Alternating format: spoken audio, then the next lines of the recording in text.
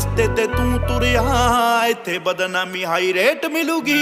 ਨਿਤ controversy crate ਮਿਲੂਗੀ ਧਰਮਾਂ ਦੇ ਨਾਮ ਤੇ ਡਿਬੇਟ ਮਿਲੂਗੀ ਸੱਚ ਬੋਲੇਗਾ ਤਾਂ ਮਿਲੂ 295 ਜੇ ਕਰੇਗਾ ਤਰੱਕੀ ਪੁੱਤ ਹੇਟ ਮਿਲੂਗੀ